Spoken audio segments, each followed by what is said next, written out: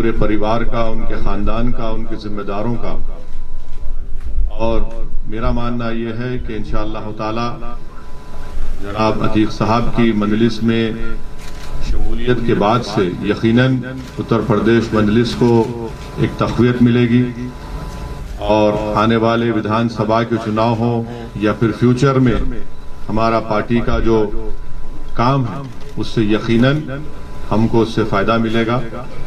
तो मैं दिल की गहराइयों से बड़ी बहन भाभी का, उनके पूरे परिवार का वेलकम करता हूं और साथ ही साथ हमारे मीडिया के जो जिम्मेदारान हैं उनके जो अगर आपके सवालात हैं तो मैं उसको देने के लिए तैयार भी हूं और पूरी तैयारी के साथ भी आया हूं ताकि आप लोगों को कोई तकलीफ ना हो। अगर आप इजाजत दें तो मैं खुद ही बिस्मिल्लाह करता हूं, शुरू करता हूं। तो आपका जाहिर है पहला सवाल होगा हमारे भाई अतीक अहमद साहब के ताल्लुक से कि आप उनको ले रहे हैं, इनके खिलाफ केसेस हैं, फुला हैं, ये हैं। देखिए उत्तर प्रदेश में 37% जो बीजेपी के एमएलएज हैं उनके खिलाफ क्रिमिनल चार्जेस हैं। बीजेपी में जो 116 एमपी हैं उनके खिलाफ क्रिमिनल चार्जेस हैं। 87% बीजेपी एमपीज के खिलाफ सीरियस क्रिमिनल चार्जेस हैं 116 में से। जो एडीआर की रिपोर्ट है उसमें कहा गया कि BJP has most number of MPs and MLAs with cases of crime against women. ADR ये कहता है कि बीजेपी एक एनजीओ है जो तमाम हम लोगों का रिकॉर्ड रखता है। उन्होंने कहा कि बीजेपी में ऐसे कई एमपी एमएलए हैं जो जिनके खिलाफ महिलाओं के खिलाफ मुकदमा है। 30% उसमें सीरियस चार्जेस हैं उनके ऊपर। और बीजेपी की जो अलाई जेडीयू है उसमें 81% एमपीज के ऊपर क्रिमिनल चार्जेस हैं। बीजेपी में एक सांसद हैं मध्य प्रदेश से, उनके खिलाफ तो और सीरियस चार्ज है। आप जानते हैं जो माजी में नाथूराम गोडसे को अपना हीरो माना और हेमंत करकरे के ताल्लुक से अनाप शनाप बका। और पांचवी बात यह है कि इस साल मार्च में सुप्रीम कोर्ट को जो एमिकस क्यूरी ने रिपोर्ट दी, सुप्रीम कोर्ट को यह बताया गया कि उत्तर प्रदेश में 77 केसेस जो मुजफ्फरनगर राइट के थे उनको उत्तर प्रदेश की सरकार ने विड्रॉ किया। खुद मुख्यमंत्री योगी आदित्यनाथ ने अपने खिलाफ एक केस को विड्रॉ कर लिया और 2007 का जो गोरखपुर का केस उनके खिलाफ था, मुख्यमंत्री ने कहा कि इसकी प्रोसिक्यूशन की इजाजत नहीं देता। तो इससे एक बात और इससे बात साफ जाहिर हो गई कि जिस किसी पॉलिटिशियन का नाम प्रज्ञा होगा, अजय होगा, कुलदीप होगा, संगीत होगा, सुरेश होगा, कपिल होगा, वो लोकप्रिय नेता होगा। और जिसका नाम अतीक होगा, जिसका नाम शहाब होगा, जिसका नाम मुख्तार होगा, वो बाहुबली हो जाएगा। ये रियलिटी है, इसको आप इनकार नहीं कर सकते। और अगर अतीक अहमद मुजफ्फरनगर कांड से पहले अगर कोई प्रोवोकेटिव स्पीच देते और गोरखपुर में कोई और भाषण दे देते और उसके बाद गड़बड़ हो जाती तो हो सकता या फिर उनका उस समाज से ताल्लुक होता जिसके पास सत्ता है, तो यकीनन उनके खिलाफ भी केसेस विड्रॉ हो जाते। तो ये तल हकीकत है और भारत के कानून के लिहाज से अभी तक उन पर किसी भी केस में कन्विक्शन नहीं हुआ है। और उन भाभी हमारी बड़ी बहन भी हैं, वकील साहब भी उनके हैं। तो ये आपको सवालात आप करने के बजाय मैं खुद उन सवालात का थोड़ा बहुत तजुर्बा मुझे है, इतना बड़ा नहीं है आपकी तरह। आपका और मेरा वक्त बचाने के लिए मैंने ये बात आपके सामने रखी। अब हम लोग अपने पहले मेंबरशिप का ये अतीक साहब की मेंबरशिप भी है, हमारी बड़ी बहन।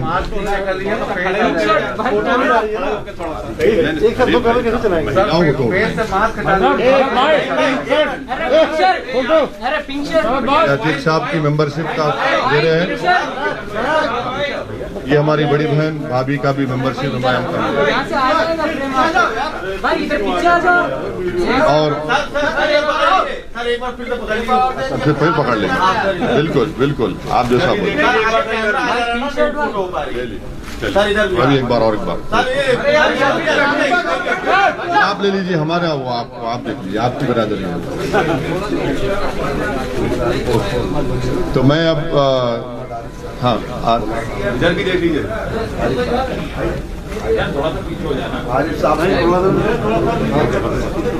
अब थोड़ी देर के लिए हमारे अतीक भाई की वाइफ और वो हमारी बड़ी बहन आपको कुछ बोलना चाहिए।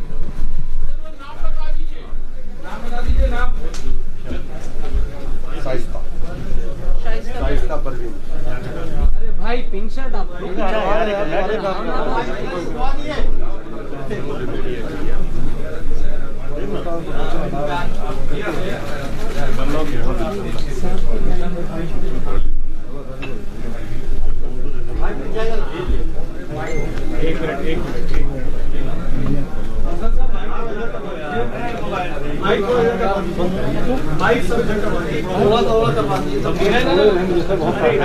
आप नहीं पूछने वाले हमसे कर दे। आप नहीं पूछेंगे हमसे। अगर आप हमसे नहीं पूछे तो माइक बता देते।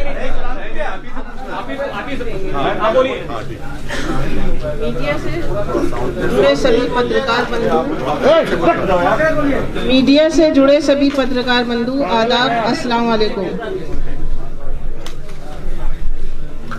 मैंने बैरिस्टर जनाब असदुद्दीन ओवैसी साहब की बहुत सी तकरीरें सुनी और पार्लियामेंट में उनके डिबेट भी सुने और उनकी काबिलियत और दूरदर्शिता से बहुत प्रभावित हुआ। बैरिस्टर जनाब असदुद्दीन ओवैसी साहब का देश के प्रति प्रेम और संविधान के प्रति उनकी आस्था, अल्पसंख्यकों एवं दलितों के प्रति उनके प्रेम और उनके मिशन को देखते हुए मैं उनकी पार्टी ऑल इंडिया मजलिस इत्तेहादुल मुस्लिमीन MIM को ज्वाइन करता हूं और मैं भी करती हूं। आप सब से सहयोग की अपेक्षा है। थैंक यू, बहुत शुक्रिया आपका। चलिए अब आप लोग जिम्मेदारान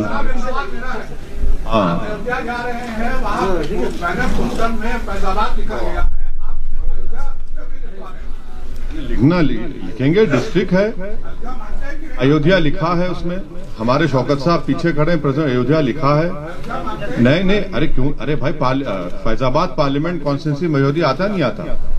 आता है ना, क्यों नहीं मानेंगे?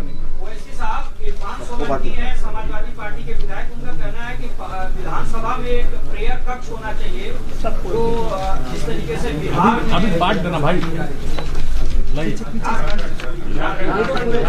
झारखंड में एक, अरे भाई वो ये इरफान साहब कौन सी पार्टी के हैं? पहले उनसे ये पूछ लीजिए कि अखिलेश यादव की राय क्या है। अखिलेश यादव अपनी मुंह से क्यों नहीं बोलते बात ये?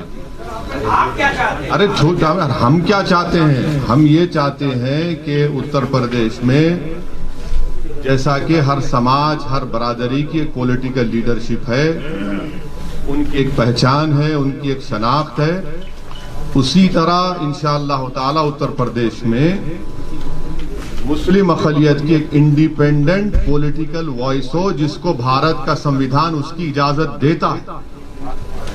ये जो मौसूफ का आप नाम लिए, ये सिर्फ इस तरह की बातें करते हैं। जब मुजफ्फरनगर का कांड हुआ, भारत की आजादी के बाद 50,000 से ज्यादा लोग बेघर हो गए।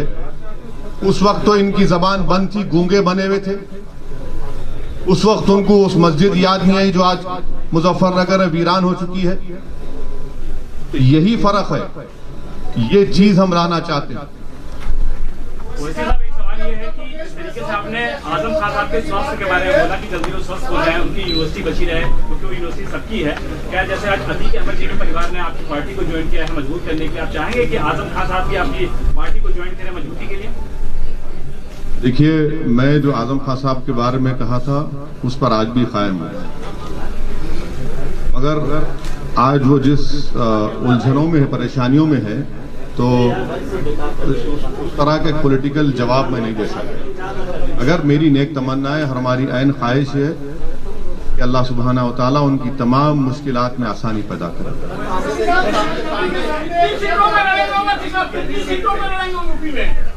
हमारे उत्तर प्रदेश के प्रेसिडेंट जनाब शौकत साहब ने पहले ही आप लोगों को बताया है कि हम लोग आने वाले विधानसभा में 100 सीट पर लड़ने की पूरी तैयारी कर रहे हैं। वैसे एक सवाल ये है, कल मुख्यमंत्री योगी आदित्यनाथ ने एक इंटरव्यू दिया हिंदुस्तान को और उनसे ये पूछा गया कि वैसे साहब कहते हैं आप तो लखनऊ के हैं या गोरखपुर के, उन्होंने कहा कि क्या उनसे एक सवाल पूछा गया तो वैसे साहब ने कहा आप तो लखनऊ के नहीं, आप तो गोरखपुर के हैं। उन्होंने ये कहा कि एक का डीएनए टेस्ट होना चाहिए, पता चल जाएगा कौन कहाँ का है। करवा लीजिए, चलिए, बाकी है तो आइए डीएनए कराते हैं, चलिए करा लेते हैं डीएनए। आप करा लीजिए, हम तैयार हैं, आप कराएंगे, आपको भी कराना पड़ेगा। अब ये नौबत आ गई कि डीएनए कराएंगे, यानी भारत के संविधान को नहीं मानेंगे, डीएनए को मानेंगे। कहिए, चलिए।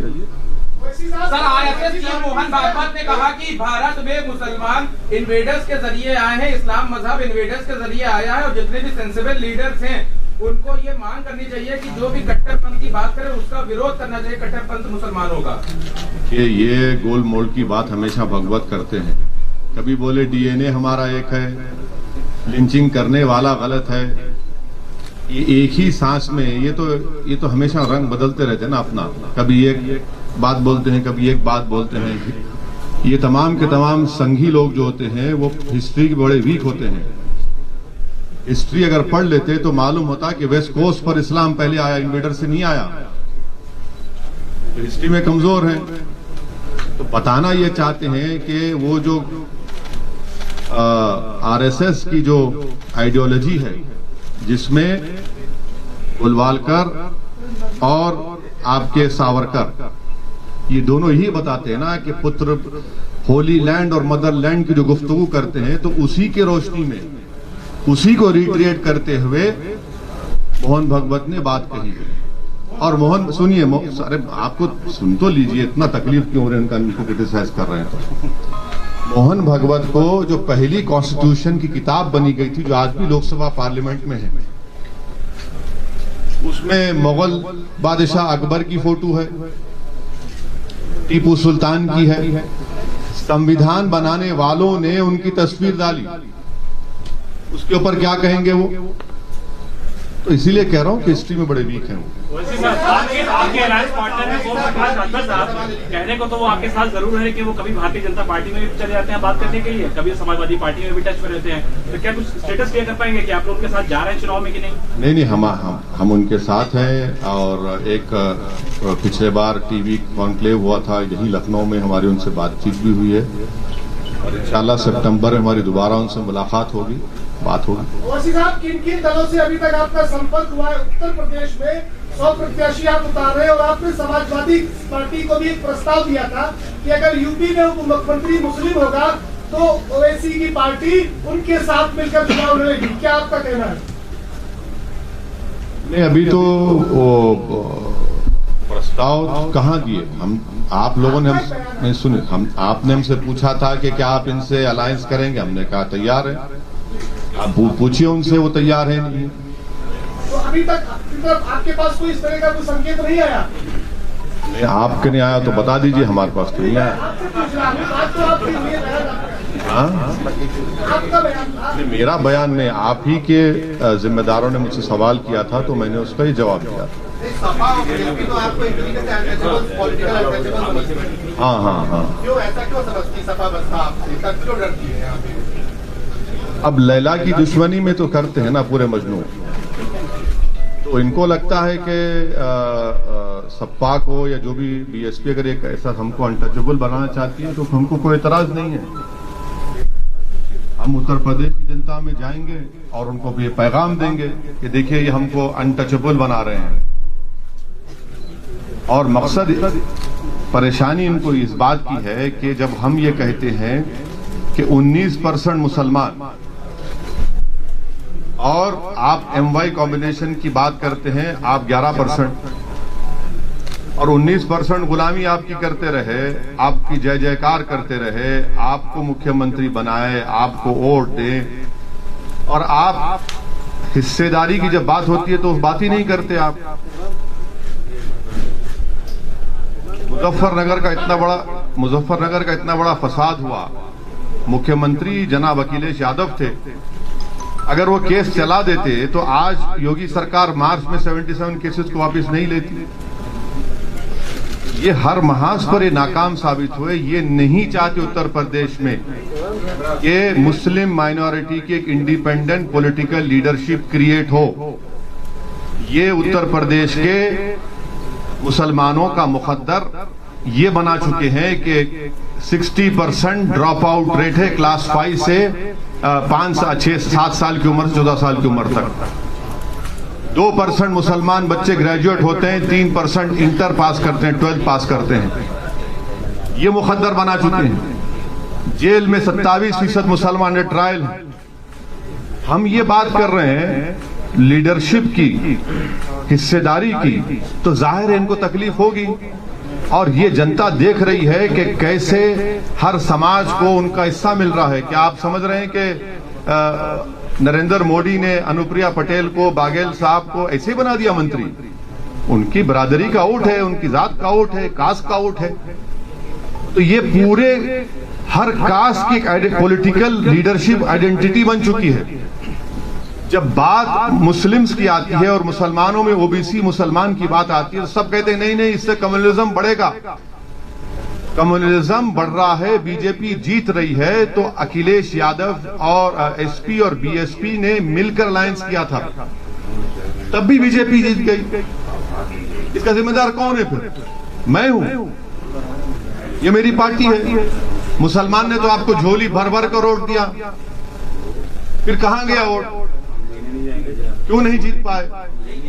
आज एक एग्जांपल, आज हम रुदौली जा रहे हैं, वहां पर जैदी साहब एक कैंडिडेट होते थे समाजवादी के एमएलए, वो 2012 में हारे 1000 वोट से, 17 आया तो 31,000 वोट से हार गए, और वहां पर यादव साहब जीत गए। बताए ना समाजवादी के लोग कि जैदी क्यों हारे और यादव क्यों जीत गए। इतनी मिसालें हम दे सकते हैं।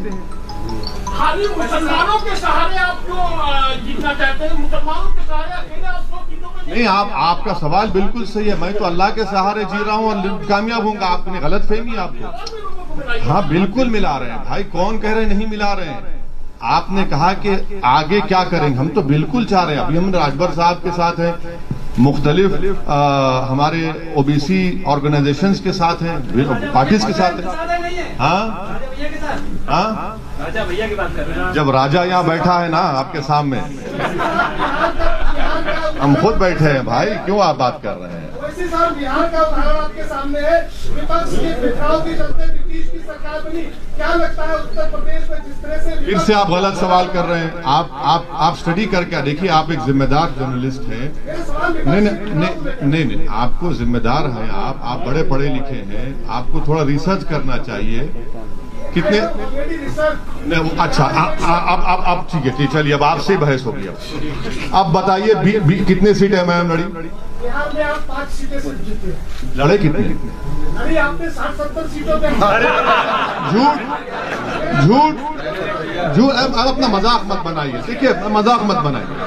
आपकी झूठ साबित हो गई, आपकी झूठ साबित हो गई, आपकी झूठ साबित। छोड़ ठहरिए, अब सुनिए, अब सुनिए। देखिए, आपके इग्नोरेंस को तो हम नहीं हटा सकते, पर आपको बता रहे हैं।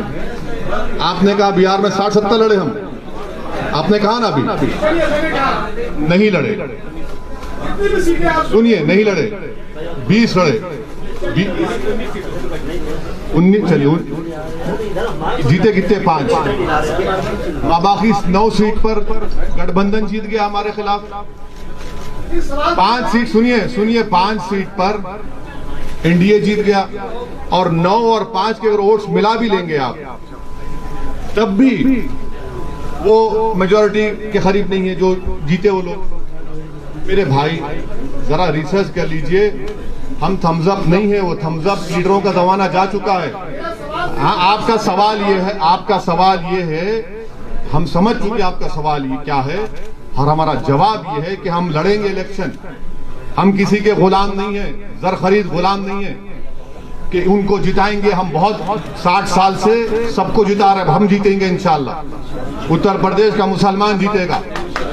कब तक हम इनको खंडों में बिठाकर, कभी अपना बेटा बनाकर, कभी अपना भैया बनाकर, कभी अपना नेता बनाकर, कब तक इन लोगों को जिताते रहेंगे? हम क्या कोई खैदी हैं? अब हम वोट डालेंगे, हम जीतेंगे। संविधान में उनको इजाजत है, और इसमें पेट में दर्द क्यों हो रहा है? वैसे साहब, कल मोहन भागवत साहब ने पुणे में एक बार फिर से ये कहा है कि हिंदू और मुसलमान के पूर्वज एक हैं। उन्होंने कहा कि हमारी एकता ही हमारा अतीत ही हमारी एकता का अधिकार। हाँ, रणबीर साहब बोलिए ना। रणबीर, आप कहाँ हैं रणबीर भाई? दिख गए, आप बोलिए। मैं वो जवाब दे चुका हूँ सर उस पर। बीएसपी को आप कह रहे हैं कि झोली भर के मुसलमानों ने वोट दिया। दोनों को पिछले 2019 के लोकसभा के चुनाव में CSDS का डेटा है 2019 का कि 70% मुस्लिम्स वोटेड फॉर, 70% मुसलमानों ने बीएसपी और सपा को वोट दिया, और 50% के ऊपर हमारे हिंदू भाइयों ने बीजेपी को वोट दिया। ये मैंने कहा। अभी बारामती का कार्यक्रम चल रहा है और वहाँ शंख बज रहे हैं, वैदिक मंत्र पढ़े जा रहे हैं, तो मुसलमान आखिर क्यों आपको वोट करें? क्या सोचते? वैसे ना वहाँ जय श्री राम के नारे भी आज लगे हैं। हाँ, नहीं, देखिए वो उनके पार्टी का प्रोग्राम है, जो करते कर लें। हमारा जो पॉलिसी, हमारा जो पॉलिटिकल ऑब्जेक्टिव है, हमारा जो कोशिश है उत्तर प्रदेश में, वो आपके सामने रख रहा है।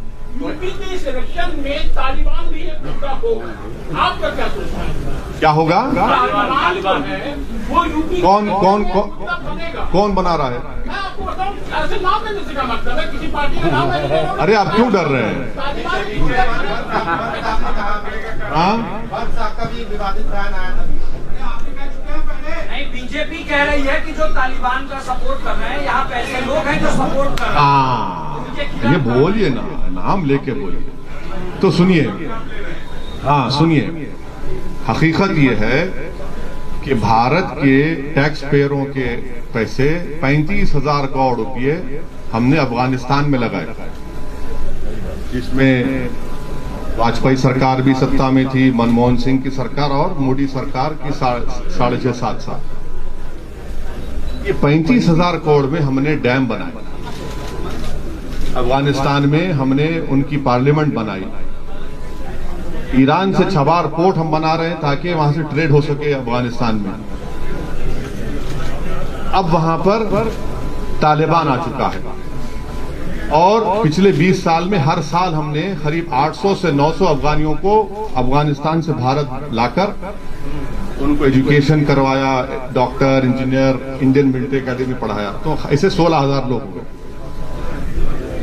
हम ऑल पार्टी मीटिंग में गवर्नमेंट मोदी सरकार से सवालात की, जो मैं दोहरा देता हूं, आपकी आसानी हो जाएगी समझने के लिए। मैंने ये पूछा कि क्या तालिबान एक टेररिस्ट ऑर्गेनाइजेशन है? अगर है तो यूनाइटेड नेशन में भारत सैंक्शन कमेटी का चेयरमैन है, तो क्या उनको डीलिस्ट करेगा या उनको वैसे ही बरकरार रखेगा? नंबर 1। अगर ये नहीं करते तो क्या आप अनलॉफुल एक्टिविटीज प्रिवेंशन एक्ट में आप उनको टेररिस्ट लिस्ट में शामिल करेंगे, नहीं करेंगे? आप बताइए ना। और अगर ये भी नहीं करते तो फिर उनको खामोश रहना चाहिए, इस तरह की वाहियात बातें ना करें। जो उनको अपोज करा उसको ये नाम पुकार देंगे। आप सत्ता में हैं। ये सवालात मैंने ऑल पार्टी मीटिंग में भी किए, पब्लिकली भी किया हूं, और आज आपके सामने कर रहा हूं। और मेरा मानना यह है कि अफगानिस्तान में जो तब्दीली आई है वो भारत के लिए ठीक नहीं है। पांचवी बात सुन लीजिए, कल का हिंदुस्तान टाइम्स अखबार,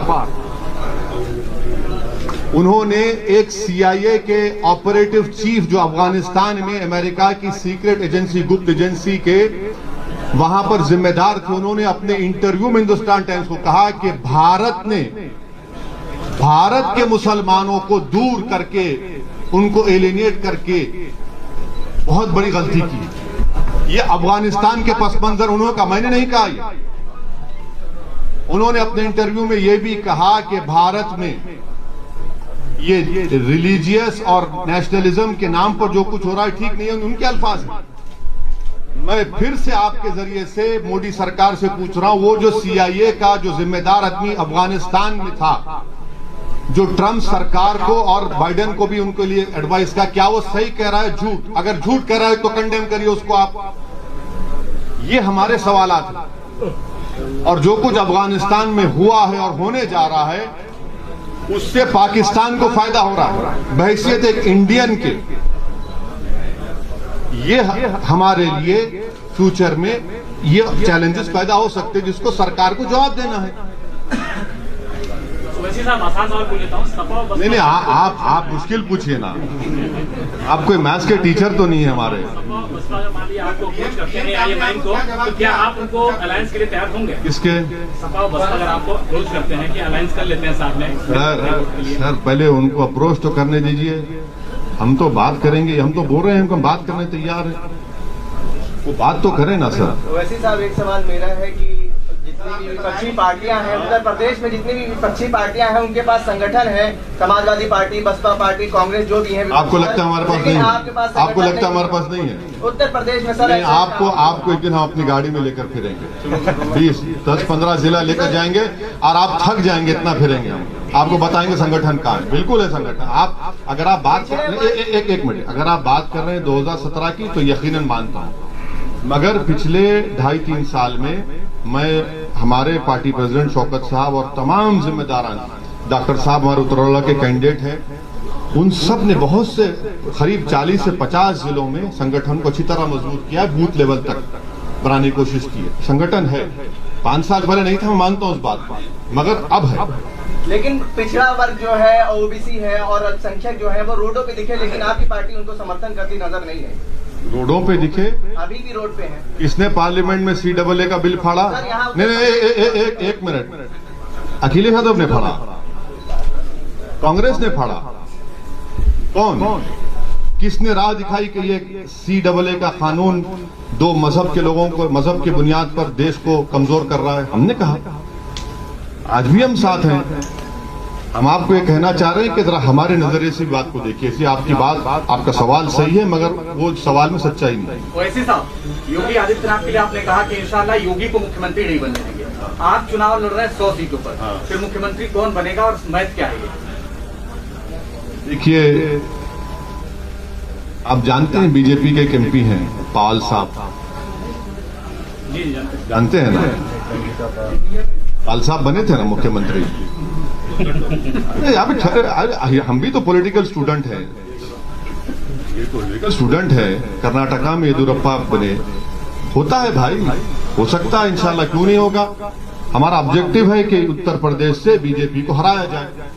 हमारा कोशिश होगी इंशाअल्लाह ताला कि उत्तर प्रदेश से हम MIM के विधायक बने।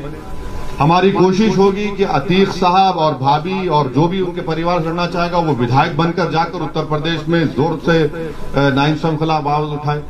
तो ये हमारी कोशिश होगी, ये हमारा ऑब्जेक्टिव है। इसमें बुरी बात क्या है? इसमें तकलीफ क्यों नहीं? क्या बात है? 100 सीटों पर आप चुनाव लड़। अरे भाई, हमने कहा कि 100 सीट पर तैयारी हो रही है, तो हमने कहा कि 100 से बढ़ेंगी, हो सकता है। सर आप भागीदारी संगठन मोर्चा में है, हिंदू बिल्कुल आपकी पार्टी क्यों नहीं देंगे? क्यों नहीं देंगे? बराबर देंगे। OBC हमारे भाई हैं, दलित हमारे भाई हैं, क्यों नहीं देंगे? बराबर देंगे। एप्लीकेशन भी है, बहुत से लोग अप्लाई करें, बिल्कुल देंगे, इंशाल्लाह जीतेंगे, वोट भी मिलेंगे। ओबीसी समाज के लोग रिजर्वेशन के खिलाफ लेकर प्रदर्शन कर रहे हैं लखनऊ में। OBC समाज के लोग रिजर्वेशन को लेकर प्रदर्शन कर रहे हैं। नहीं, 69,000 शिक्षा भर्ती, आपकी पार्टी का क्या स्टैंड? वो ये कह रहे हैं, हमने पार्लियामेंट में कहा कि OBC समाज का सेंसस होना चाहिए। बराबर होना चाहिए। मुसलमानों में भी ओबीसी है, उनका भी सेंसस होना चाहिए। और 50% आबादी को 27% क्यों देंगे रिजर्वेशन, और जो 20% है उनको 50% रिजर्वेशन मिल रहा है। और भारत के प्रधानमंत्री नरेंद्र मोदी को कहते हैं कि मैं ओबीसी हूं। ये कौन सी मोहब्बत और वफा की बातें प्रधानमंत्री कर रहे हैं। तो देश में कास्ट सेंसस होना चाहिए, और सेंसस की बुनियाद पर ही तो आप पॉलिसी बनाते हैं ना। और भारत को आजाद होकर 70 साल हो गए, तो सेंसस क्यों नहीं होगा ओबीसी का।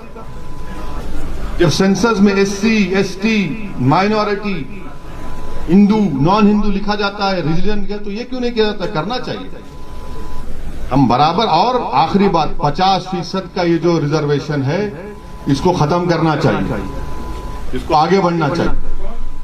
ये हमारा पार्टी का, हमने ये बात पार्लियामेंट में अपनी स्पीच में कही, आप देख भी सकते हैं। Thank you sir, thank you.